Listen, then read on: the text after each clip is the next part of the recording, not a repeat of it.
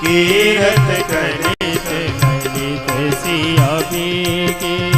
गावत संतत शंभु भवानी, अरुघट संभव मुनि विज्ञानी। व्यास आदि कवि बच बखानी, ताज भूषण गरुड़ के ही। आरती श्री रामायण जी की।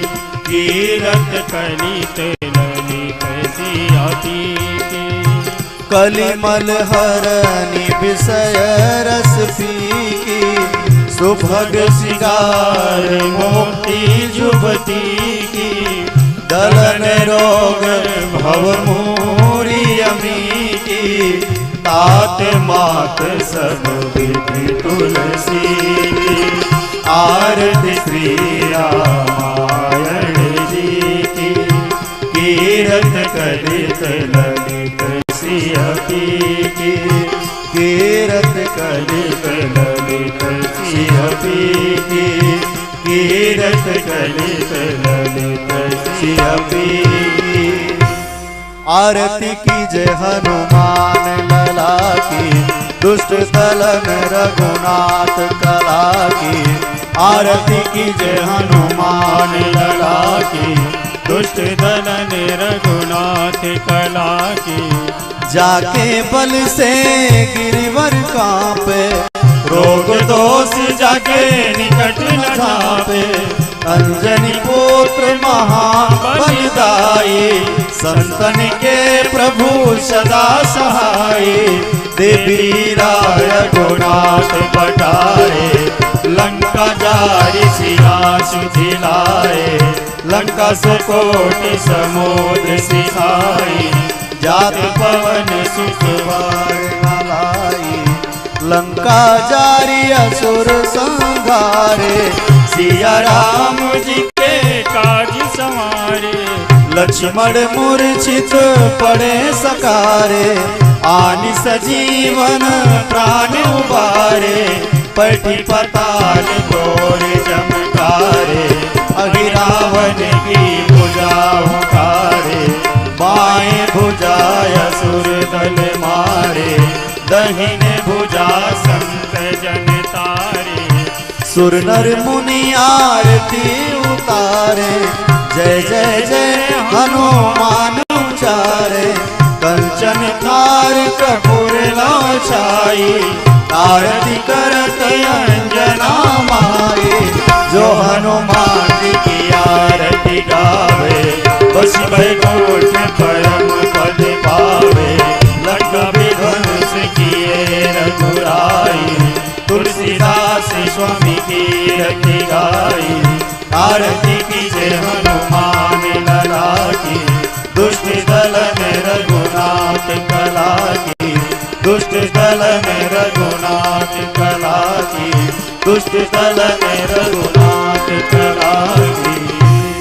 बोले श्री हनुमंतलाल जी महाराज की जय। बोले श्री राघवेंद्र सरकार की जय। श्री अयोध्या मिथिला धाम की जय। पूज्य व्यास जी महाराज की जय। श्री राम कथा महायज्ञ की जय। जय जय श्री सीताराम।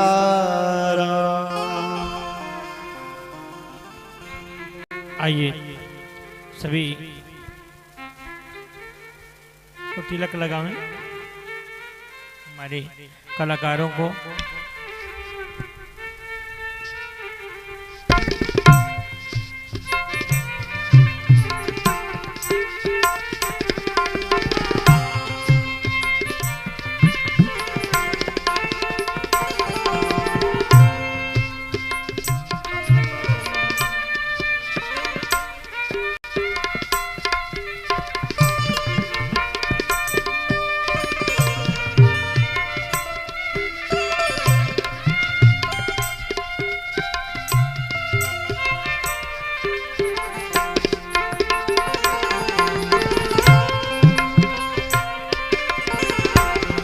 देवाय गो ब्राह्मणाय जगद्राय कृष्णाय गोविंदाय नमो नमः।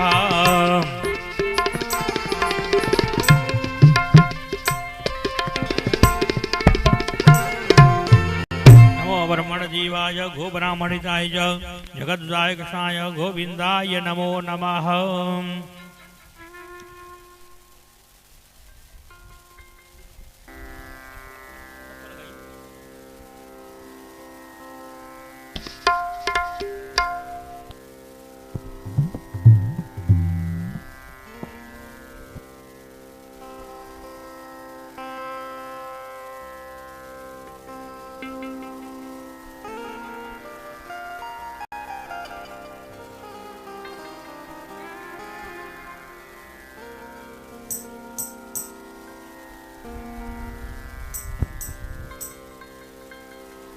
जय श्री राम, जय श्री राम, जय श्री राम,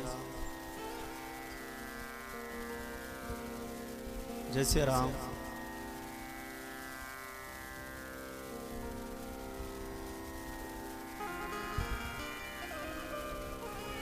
सिया राम, जय सिया राम, सीताराम, जय सीताराम, सीताराम, सीताराम,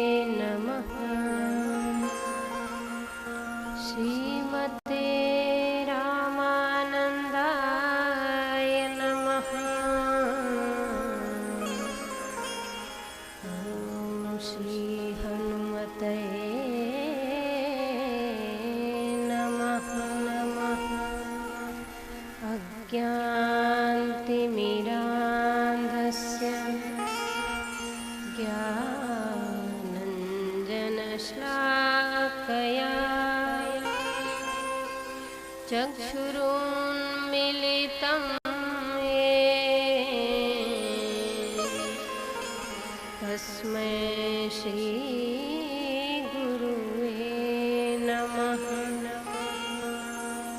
वन्दे विदेहतनया पदपुण्डरीकम् कैशोरसौरभसमाहितयोगिचित्तम् हन्तुं त्रितापमनिशं मुनिहंससेव्यं सन्मानसालपरिपीतपरागपुञ्जम्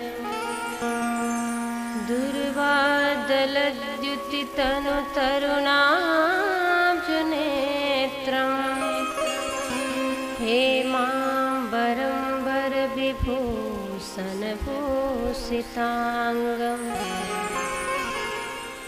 कन्दर्पकोटिकमनीयकिशोरमूर्तिं पूर्तिं मनोरथभुवां भज जानकीशम् अतुलितबलधामं हेमशैलाभदेहं दनुजवनकृशानुं ज्ञानिनामग्रगण्यं सकलगुणनिधानं वानराणामधीशं रघुपतिप्रियभक्तं वाग्जातं नमामि। दक्षिणे लक्ष्मणो यस्य वामे च जनकात्मजः पुरतो मारुतिर्यस्य तं वन्दे रघुनन्दनं। जय मिथिला जय मैथिली, जयति जनकपुर धाम। जय राघव सरजो अवध, तुलसी करत प्रणाम। ॐ ईशावास्यमिदं सर्वं यत्किञ्च जगत्यां जगत्, तेन त्यक्तेन भुञ्जिथा वृथा कस्य स्विदधनं।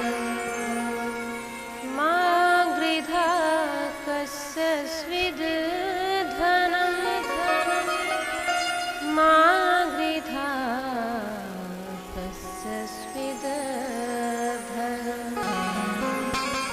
बोलिए सियावर रामचंद्र भगवान की, पवन सुत हनुमान की, उमापति महादेव की जय। सब संत भक्त भगवान की जय।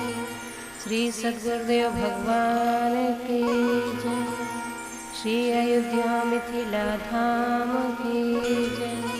ओम नमः पार्वती पतये, हर हर महादेव।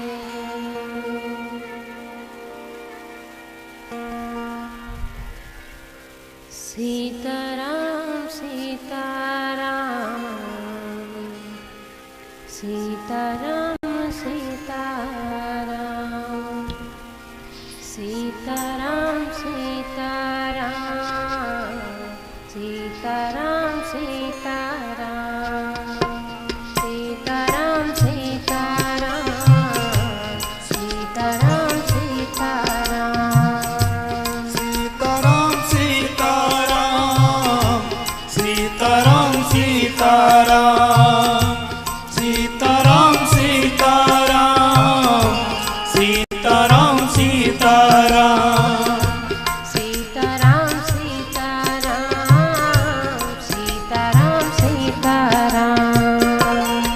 सीताराम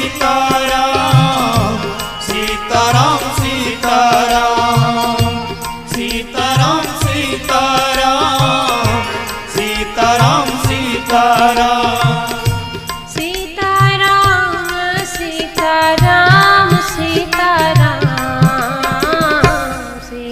सीताराम सीताराम, सीताराम सीताराम, सीताराम सीताराम, सीताराम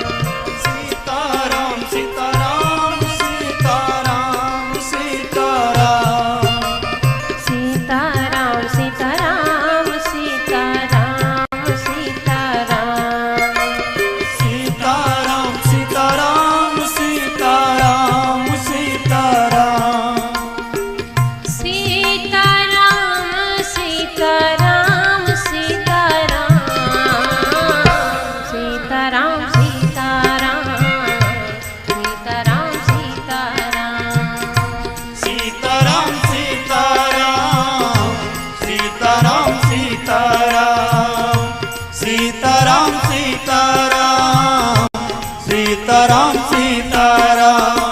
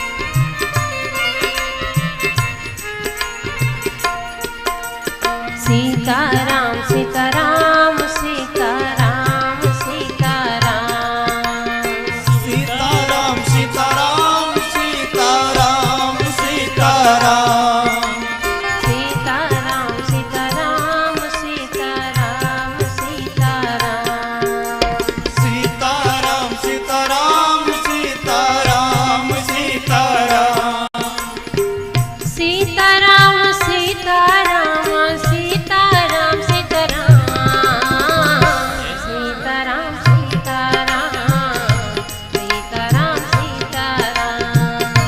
सीताराम सीताराम सीताराम सीताराम सीताराम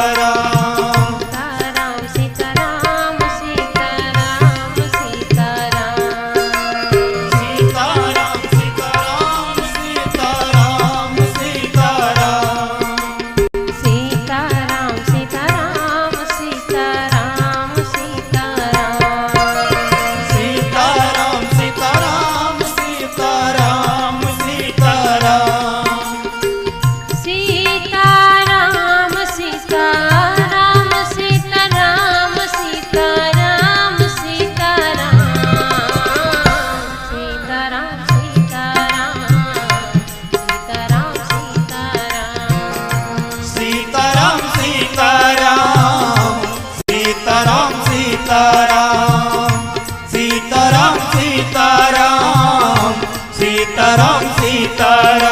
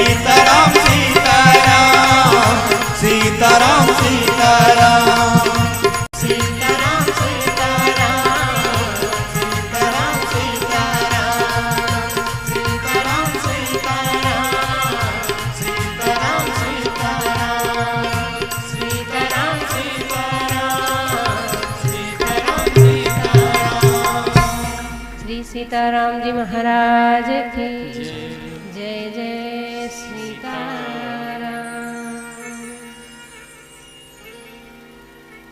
भक्त वत्सल भावुक भक्त वत्सल भगवान श्री सीताराम जी के पावन चरण कमलों में बारंबार वंदन। श्री सीताराम पदारविंदन रागी भक्त मारुति नंदन श्री हनुमान जी महाराज के चरणों में बारंबार वंदन। प्रातः स्मरणीय परम पूजनीय श्री सद्गुरुदेव भगवान के चरणों में कोटि कोटि दंडवत प्रणाम। उनसे प्रार्थना वे हमें अपना आशीर्वाद प्रदान करें। स्थान देवता, नगर देवता, ग्राम देवता, इन सभी से प्रार्थना सभी अपना अपना स्थान ग्रहण करें। पधारे हुए सभी भागवत जन, वैष्णव जन, श्रद्धामयी भक्तिमयी माताएं बहन, आप सभी को व्यासपीठ की ओर से हमारा कोटि कोटि प्रणाम।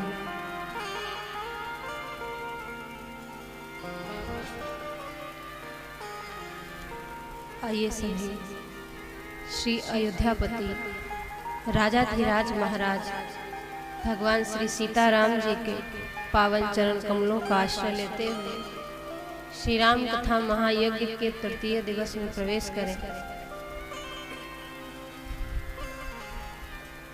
भगवान की असीम कृपा से उनके असीम अनुग्रह से ऐसा सत्संग सुलभ हो पाता है जिसकी समानता कोई भी तत्व नहीं कर सकता है।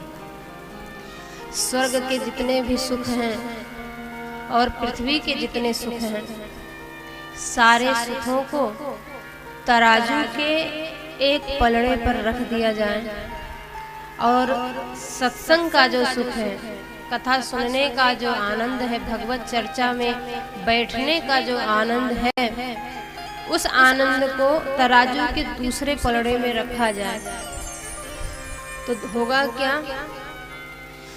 भले ही स्वर्ग और पृथ्वी के सुखों को दो जगह के सुखों को एक पलड़े पर रखा गया, परंतु वो पलड़ा हल्का होगा। सत्संग का जो आनंद है, उस आनंद से ये स्वर्ग और पृथ्वी के सुख का पलड़ा हल्का होगा, ऊपर चला जाएगा, परंतु सत्संग का पलड़ा उस आनंद का वो भारी होगा। इसीलिए सुंदर कांड में गोस्वामी जी ने लिखा, लंकिनी श्री हनुमान जी से कह रही है कि हे हनुमान जी, आपका दर्शन हुआ, आपके साथ जो हमारी कुछ वार्ताएं हुई, मुझे इतना आनंद आया कि तात स्वर्ग अपवर्ग सुख धरिय तुला एक अंग, तूल न ताहि सकल मिली जो सुख लव सत्संग। सत्संग में बड़ा आनंद, भगवान की कथा सुनने को मिल जाए, संतों का संग प्राप्त हो जाए, जीवन में वास्तव में इससे बड़ा आनंद कुछ हो ही नहीं सकता। जब द्रवहि दीन दयालु राघव साधु संगति पाई, जहि दरस परस समागमादिक पाप राशि नसाई। जब वे दयालु राघव द्रवित हो जाते हैं तब सत्संग सुलभ हो पाता है, संतों का दर्शन सुलभ हो पाता है। और जब विशुद्ध संतों का दर्शन प्राप्त हो तो उनका जी भरकर दर्शन करिए और देखिए कि वे किस तत्व में डूबे रहते हैं और उसी तत्व को प्राप्त करने की याचना आप उनसे कीजिए। साधु संतों के पास जाकर के कभी भी ये मत कहिएगा कि आप हमें आशीर्वाद दे दें, हमारा ये काम बन जाए, हमें आशीर्वाद दे दें, बेटे की नौकरी लग जाए, घर मकान बन जाए, बिजनेस बढ़िया से चल जाए। नहीं, कभी नहीं। ध्यान रहे, सांसारिक बात की चर्चा तो संतों के सामने करनी ही नहीं है। जब विशुद्ध संत मिले तो उनसे केवल एक ही प्रार्थना कि प्रभु कृपा करके वो भगवत तत्व बता दीजिए जिसमें आप डूबे रहते हैं, भगवान के चरणों की भक्ति दे दीजिए, क्योंकि सबसे कठिन है वही प्राप्त कर पाना। भक्ति, सब कुछ मिल जाए, सारे सुख मिल जाए आपको, परंतु यदि जीवन में भक्ति नहीं है तो समझिए कुछ भी नहीं है। ठीक वैसे ही जैसे किसी स्त्री को खूब सजाया जाए, खूब आभूषण पहना दिया जाए, पूरे आभूषणों से उसको सुसज्जित कर दिया जाए, परंतु वो स्त्री वस्त्र नहीं पहनी है, वो स्त्री वस्त्र नहीं पहनी है, आभूषणों से सजा दिया गया, तो क्या वो अच्छी लगेगी? क्या उसकी शोभा होगी? नहीं होगी। ठीक ऐसे ही आप चाहे कितना भी संपत्ति सजा लीजिए, पर यदि जीवन में भक्ति नहीं है, कुछ भी नहीं है, सब खाली है। और भक्ति जब तक आएगी नहीं, काम बनने वाला नहीं है। बहुत ढेर सारे पकवान आप बना ले, खूब अच्छे अच्छे व्यंजन बना ले, परंतु उन व्यंजनों में आप राम रस ना छोड़े, नमक ना छोड़े, तो होगा क्या? स्वाद फीका रह जाएगा, आनंद नहीं आएगा व्यंजन का। ठीक ऐसे ही भगत बिना सब गुण सुख ऐसे, लवण बिना बहु व्यंजन जैसे। गोस्वामी जी ने कहा, भगतहीन नर कौन्यो काजा, अस विचार बोलो खगराजा। भक्ति के बिना शोभा नहीं, भक्ति से जीव की शोभा है। भक्ति मांगिए, भगवान कृपा कर देते हैं तो सत्संग सुलभ होता है। अब सत्संग में आने के बाद प्रपंच की बातें ना हो, ध्यान रहे, केवल और केवल भगवान की कथा। बिनु सत्संग न हरि कथा, तेहि बिनु मोह न भाग। मोह गए बिनु राम पद हो ही न दृढ़ अनुराग। जहाँ जहाँ भगवान की कथा सुनने का अवसर मिले आपको, वहाँ वहाँ कथा सुनने पहुँचिए, क्योंकि बिना भगवान की कथा के संशय जाएगा नहीं, संशय जाएगा नहीं तो श्री राम जी में प्रेम होगा नहीं। सत्संग में आप जाइए, पर थोड़ा सा समझ करके वहाँ बैठिए और बैठ करके इस बात को समझिए कि सत्संग में हरि कथा हो रही है कि नहीं हो रही है, क्योंकि बिन सत्संग न हरि कथा। सत्संग किस लिए होता है? हरि कथा के लिए। कहीं वक्ता महोदय अपनी कथा तो नहीं कह रहे हैं? यदि वक्ता महोदय अपनी कथा कह रहे हैं तो कल्याण नहीं होगा। हरि कथा हो, हरि कथा मिल जाए तो आह पान करते रहे, करते जाइए करते जाइए। एक बार जिसको चस्का लग जाता है ना कथा सुनने का, तो फिर वो कभी तृप्त नहीं होता। अंतिम समय में वो अपनी अंतिम सांसें गिन रहा हो, उस समय उसको यदि कथा सुना दीजिए तो बड़ा आनंदित हो जाएगा।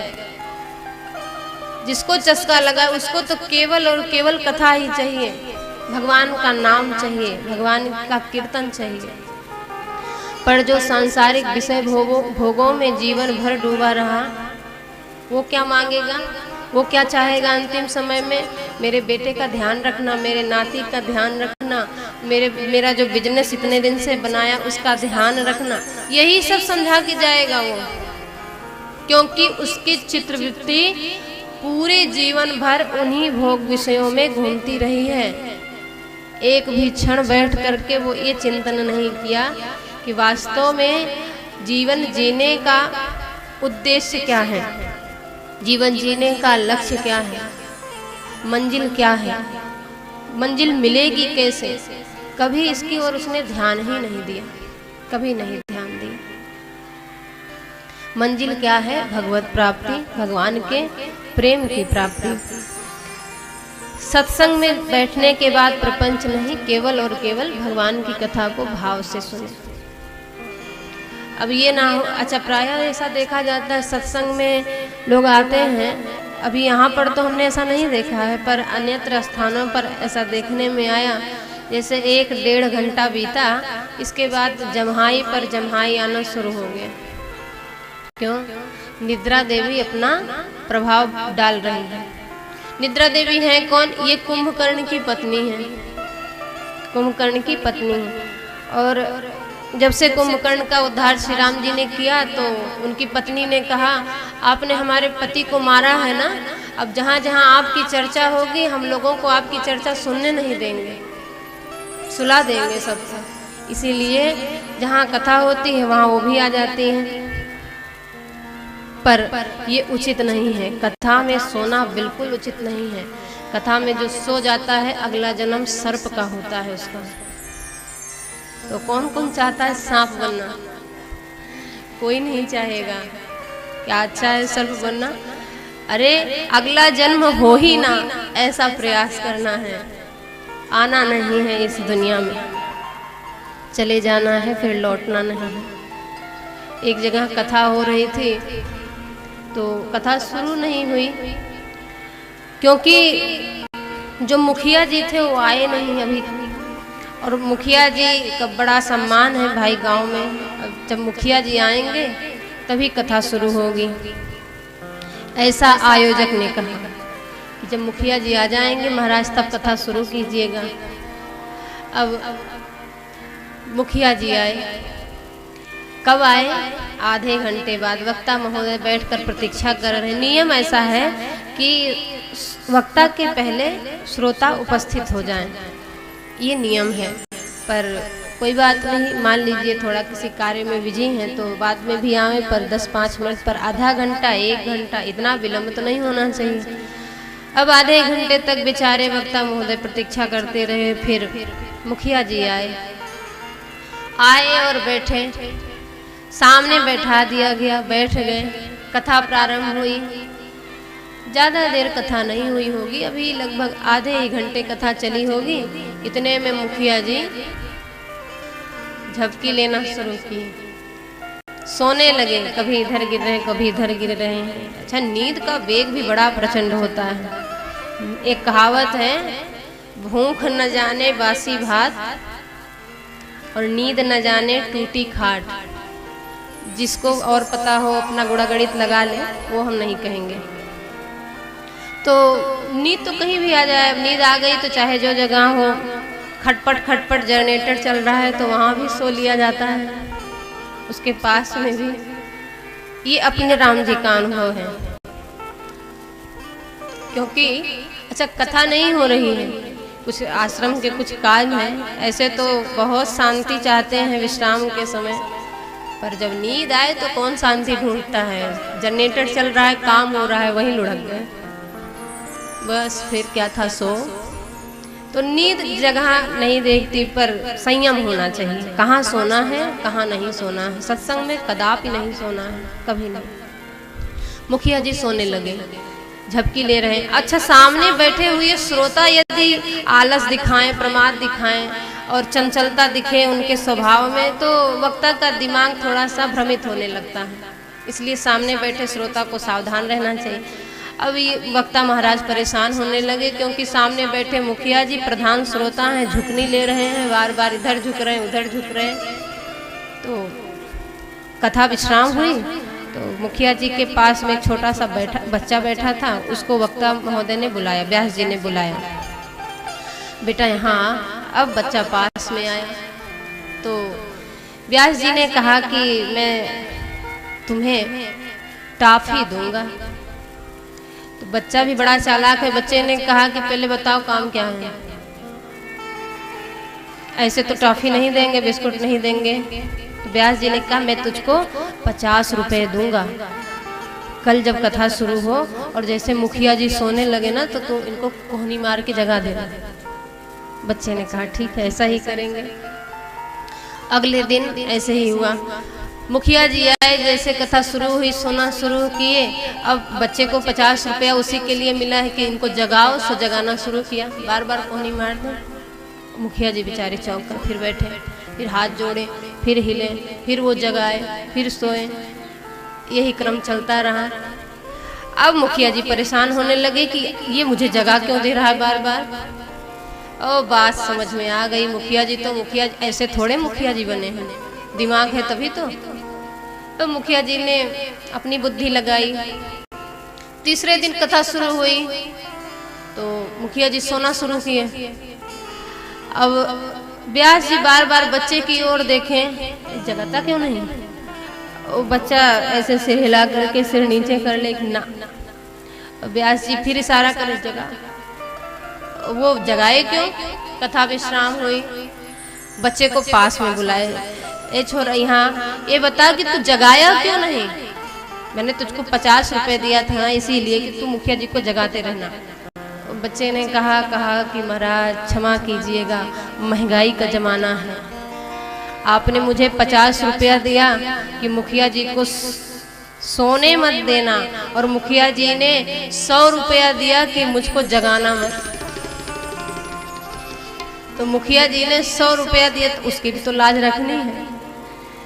तो सोने वाले अपना दांव पेच लगा ही लेते हैं कैसे सोना, पर सत्संग में सोना नहीं है।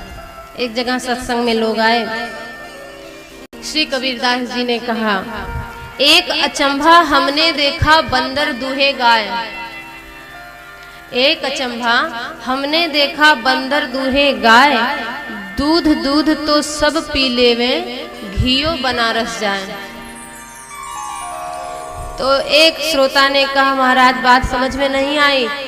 श्री कबीरदास जी ने कहा कि अटपट ज्ञान कबीर का झटपट लखा न जाए, जो या को झटपट लखे सो सब खटपट मिट जाए। श्री कबीरदास की बातें बड़ी अटपटी सी होती थी, लपेटी हुई बातें। श्री कबीरदास जी ने समझाया कि सुनो, ये मन ही बंदर है, मन ही बंदर है और इंद्रियां ही गौ हैं। अर्थात ये मन रूपी बंदर निरंतर इंद्रिय रूपी गौ का दोहन कर रहा है। इंद्रिय रूपी गौ का दोहन करना अर्थात ये मन रूपी बंदर इंद्रियों से जो चाहता है वही करवाता है, पर अच्छे कार्य में नहीं लगाता। निरंतर इंद्रियों की शक्ति का ह्रास होता रहे, ऐसा ही कार्य ये मन रूपी बंदर इंद्रियों से करवाता है। अच्छा देखिए, आंख देखते देखते थक जाती है, पर मन कहता है कि तुम थक गए, पर अभी हम नहीं थके हैं, और देखो। आंख ने कहा कि अरे नींद आ रही है, तो मन ने कहा पानी के छींटे मारो, देखो। आंख ने कहा कि दिखाई देना कम हो गया है, तो मन ने कहा नहीं, चश्मा लगाओ फिर देखो, तुम देखो। ये है इंद्रियों का दोहन, देखते जाओ देखते जाओ, क्योंकि संसारिक चमक दमक को देखना मन को बड़ा अच्छा लगता है। कान को सुनाई देना बंद हो गया, पर मन कहता है कि अभी हम नहीं थके हैं, मशीन लगाओ फिर सुनो। मशीन लगा करके दांत कहता है हम कुचल कुचल करके रसना को स्वाद देते देते थक गए हैं, पर मन कहता है कि स्वाद तो हमें मिला ही नहीं, और खाओ। बत्ती लगाओ फिर खाओ। दांत में बत्ती लगवा ली जाती है ना जब दांत काम करना बंद करता है।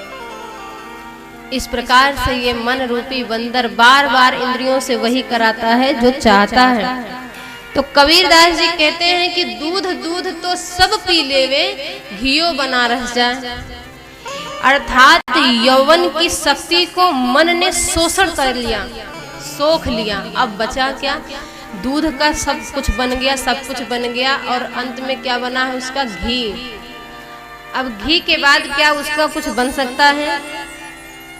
घी बनने के बाद वो जलेगा, चाहे खा करके जठराग्नि जलाए और चाहे हवन में आहुति छोड़ दे तो जले, घी को जलना है। वैसे ही आ गया बुढ़ापा, बुढ़ापा ही मानो घी है तो घियो बनारस जाए। कहते हैं चलो काशी जी में मरेंगे तो मुक्ति मिलेगी।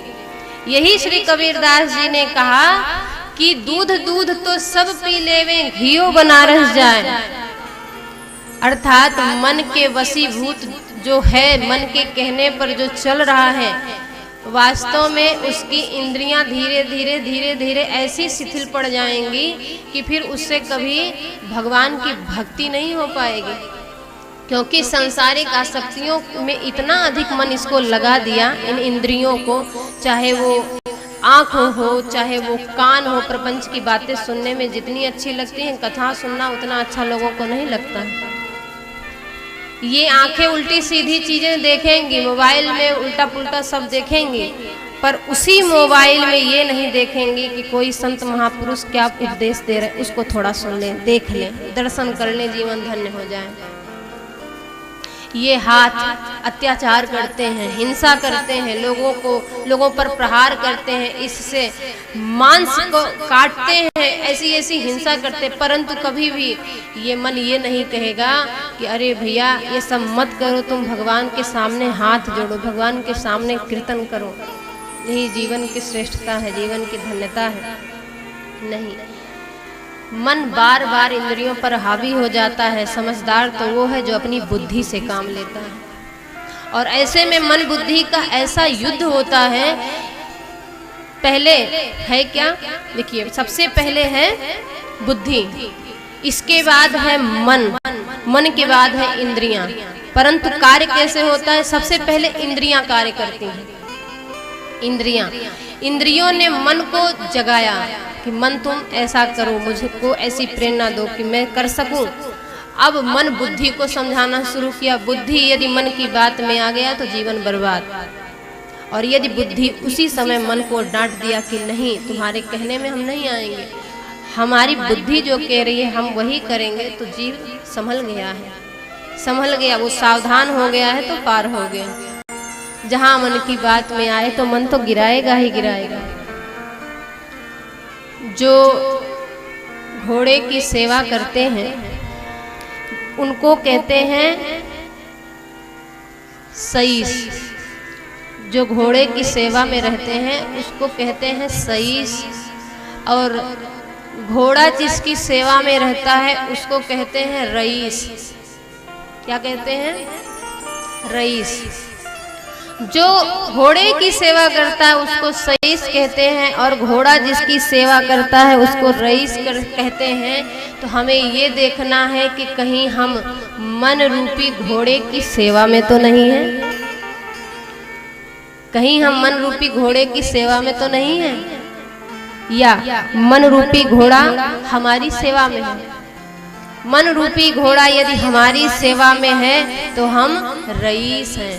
रईस को कहा जाता है स्वामी, इसीलिए संतों को स्वामी कहा, क्योंकि वे मन रूपी घोड़े पर अपना नियंत्रण रखते हैं। मन रूपी जो घोड़ा है उनकी सेवा कर रहा है, और जब वही मन रूपी घोड़ा अपनी सेवा करवाने लगे तो समझ लीजिए कि हम फंस गए हैं। ऐसे संतों का सानिध्य प्राप्त हो जाए, भगवान से प्रार्थना करते रहना चाहिए। ऐसे संतों का सानिध्य प्राप्त हो जाए जिन्होंने अपने मन रूपी घोड़े को अपने वश में किया है, मन रूपी घोड़े पर नियंत्रण किया, उसकी लगाम को अपने हाथ में ले रखा है। मैं तो उन जिन्होंने मन मोड़ लिया, ऐसी भावना बन जाए, ऐसे हमारे स्वभाव में आना चाहिए। उन संतों का दास बन जाना है जिन्होंने अपने मन को संसार से मोड़कर भगवान में लगा रखा है। एक संत जी गा रहे थे कि कोई मन मियाँ बागा मोड़े, ऐसा कोई संत मिले हो, कोई मन मियाँ बागा मोड़े, ऐसा कोई संत मिले, कोई रब दी नाल मैनू जोड़े, ऐसा कोई संत मिले। ऐसा संत मिलना बड़ा दुर्लभ है। सुलभ कैसे होगा? बिना भगवान की कृपा के, बिना हरि कृपा के ये सुलभ नहीं हो सकता। मंदिर के अंदर जिसे तुमने देखा उसे मन के अंदर बिठा कर तो देखो, दुनिया को अपना बना करके देखा, अब संवरिया को अपना बना करके देखो, क्योंकि इस संसार में तेरो कौन संघाती, हरि बिनु झूठी जगत जमाती रे। तेरो कौन संघाती, हरि बिनु झूठी जगत जमाती रे। तेरो कौन संघाती, हरि बिनु झूठी जगत जमाती रे।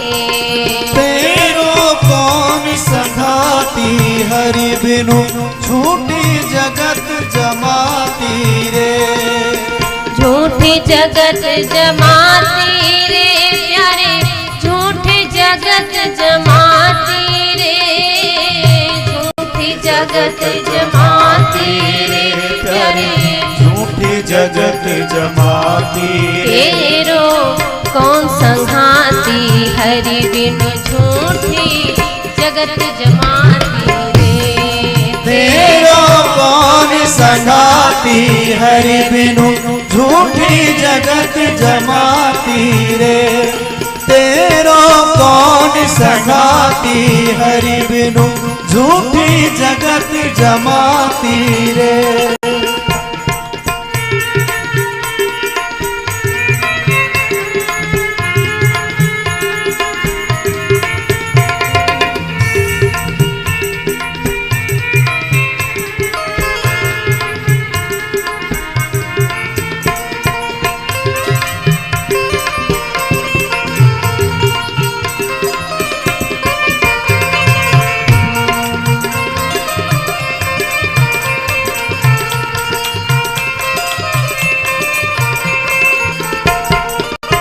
नारी सब सुख पावत पति सो, दिन प्रति हर साती रे। नारी सब सुख पावत पति सो, दिन प्रति हर साती। देखिए माया का खेला, देखिए वो स्त्री जो पति से प्रेम चाहती है, पति खूब प्रेम करते हैं, प्रेम करते करते जीवन बीता जा रहा है, बीता जा रहा है। शरीर तो शरीर है, हमेशा एक जैसे तो रहेगा नहीं। कभी ये बालक था तो कभी युवा हुआ, फिर वृद्धावस्था तो आएगी ही आएगी, एक क्रम है। युवावस्था में बड़ा आनंद आया, बहुत प्रसन्न थी, परंतु जब वो पति वृद्ध होने लगे, काया क्षीण होने लगी, काया की शक्ति जाने लगी, बल खत्म होने लगा, बुद्धि काम नहीं करती, कान काम नहीं करते, नेत्र काम नहीं करते, तो फिर वही स्त्री पहले तो बहुत प्रसन्न थी, पर धन बल रूप घटे सोई नारी, धन बल रूप घटे सोई नारी, कलह करत दिन राती, तेरो कौन संघाती, हरि बिनु झूठी जगत जमाती रे। तेरो कौन संघाती, हरि बिनु झूठी जगत जमाती रे। तेरो कौन संघाती, हरि बिनु झूठी जगत जमाती रे।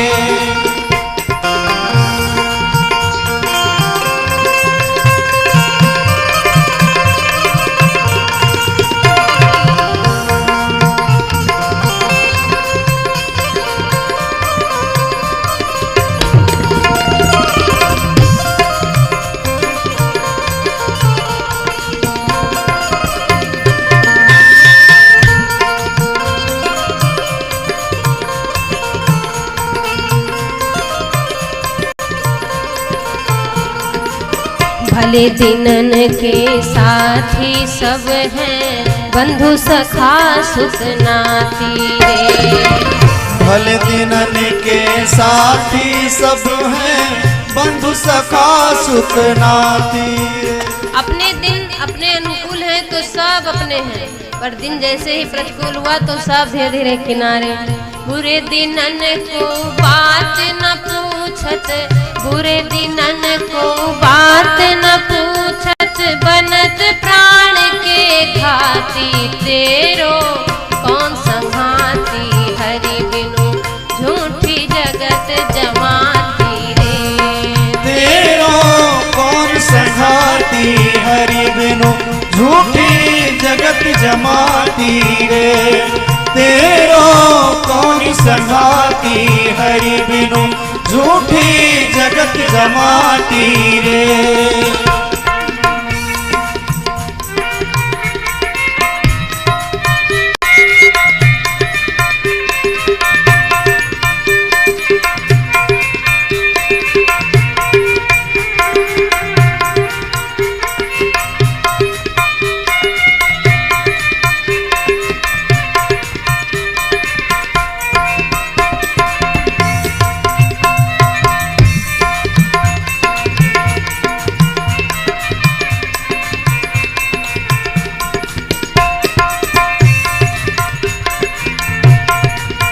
जब चेतन घृत बिंदु न रही हैं, बुझिए जीवन बाती रे।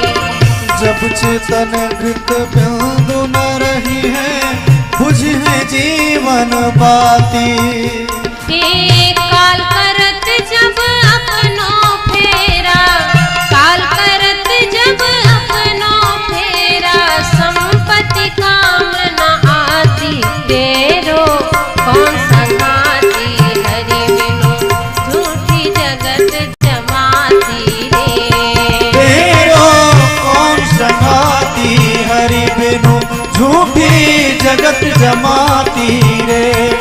तेरो कौन संघाती, हरि बिनु झूठी जगत जमाती रे। तेरो कौन संघाती, हरि बिनु झूठी जगत जमाती रे। तेरो कौन संघाती, हरि बिनु झूठी जगत जमाती रे। तेरो कौन संघाती, भगवान के अतिरिक्त जितना भी ये जमात दिखाई दे रहा है सब झूठा है, सब छोड़ देंगे जब आपका अंतिम क्षण आएगा। तो ये सब माया का पसारा है, माया का ही सब फैलाया हुआ खेल है, इसमें आसक्त नहीं होना। ध्यान रहे कि छोड़ना नहीं है। आप ये जैसे श्री राम जी अवतार लिए, मनुष्य का अवतार लिए और मनुष्योचित लीला किए। लोगों को लगा कि अरे देखो कैसी लीला करते, वास्तव में तो वो ब्रह्म है, वो मनुष्य तो है नहीं पर लीला कर रहे हैं। जैसे मंच पर जब रामलीला होती है तो कोई राम जी बन जाते हैं, कोई लक्ष्मण जी, कोई भरत जी, ऐसे ऐसे सब बनते हैं। लीला तो खूब अच्छी किए, पर क्या वो राम जी हैं? क्या वो लक्ष्मण जी हैं? नहीं। मंच से उतरने के बाद वो कोई नहीं, वो वही है जो पहले थे। वैसे ही घर में आप ऐसे रहिए जैसे जो आपको पात्र दिया गया है, आपको पत्नी का पात्र मिला है इस संसार में, तो आप पत्नी का पात्र निभाइए। पर आपको ध्यान रहे कि आप कौन? आप भगवान के अंश हैं और भगवान में ही मिलना है, अर्थात उन्हीं को पाना है। उन्हीं को पाने के लिए सारी चेष्टा कीजिए।